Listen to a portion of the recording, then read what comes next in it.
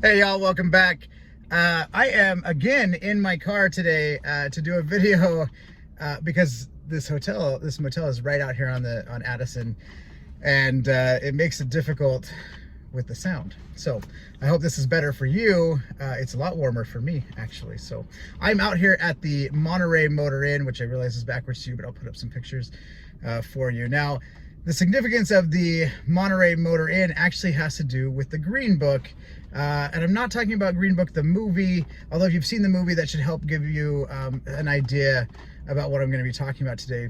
The Green Book was a traveling guide for African Americans throughout the country. It started in New York by Victor H. Green, who was a postman who used his network of postmen around New York, but then also around the country in 1936 to create the Negro Motorist Green Book, which allowed African Americans to go into a place that they already knew out of the Green Book that would allow them to stay or allow them to eat there without embarrassment, right? So rather than showing up and being told that they couldn't stay here because of their color, that they would already know because they were following the Green Book. This allowed a lot of freedom for African Americans to then travel more freely. Now, that doesn't mean that there wasn't discrimination or sundown towns, because there were sundown towns, even in Idaho, where African Americans couldn't be after dark.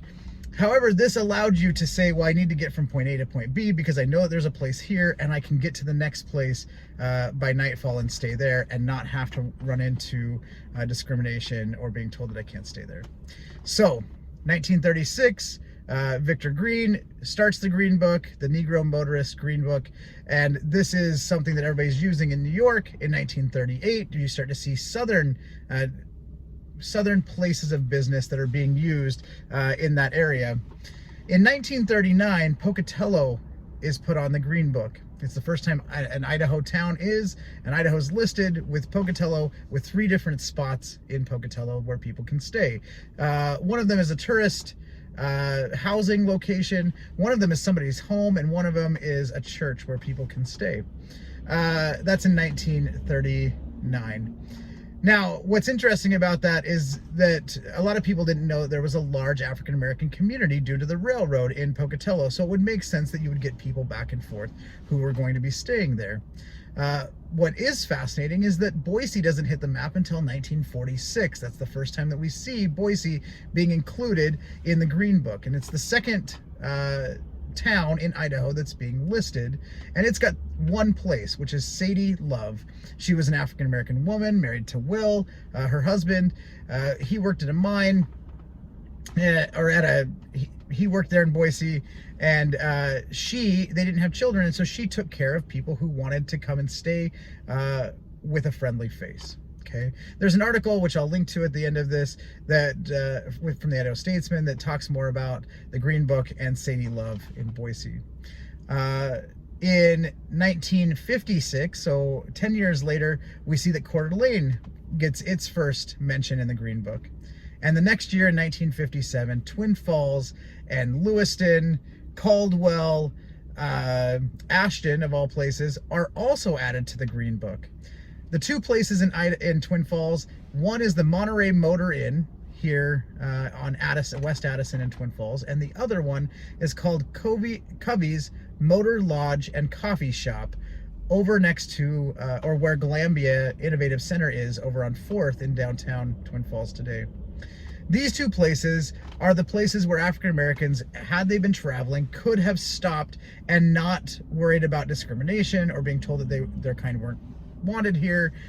This place didn't have a restaurant, but but Covey's had a coffee shop where African Americans could eat and do, get something to eat, get a drink. They could stay there.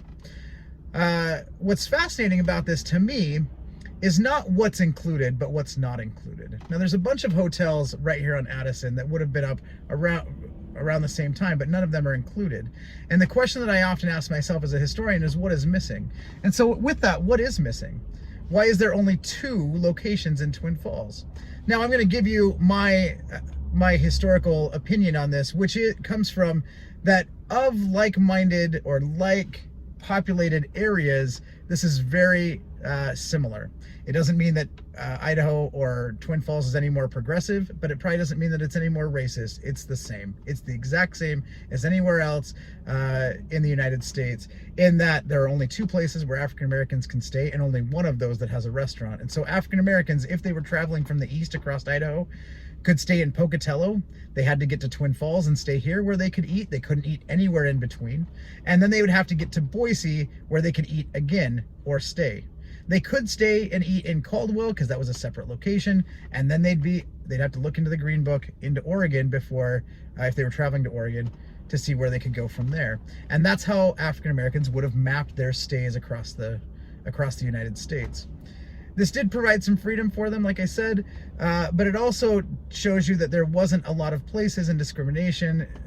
Really, the laws that are going on in Idaho are de jure laws, right? Laws of the day that are very quiet. They're not actually written laws. And so African Americans would have known that they should have stayed away from several of these places. The Monterey Motor Inn, however, is one that they could have stayed, as well as Covey's Motor Lodge and Coffee Shop. Both of these places I think are fascinating, and I'm super glad to be able to come out and show this to you. This one's on West Addison, the other one's down on 4th.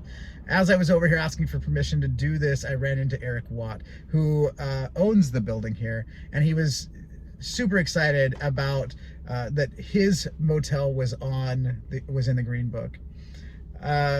However, he's got a lot of other information which I hope to share with you in the future. So if you find this interesting, hit the like button, subscribe.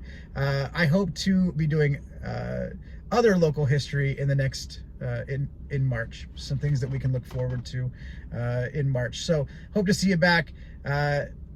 Like, comment anything that you think that I should go out and take a look at, and I hope to see you next time. Take it easy.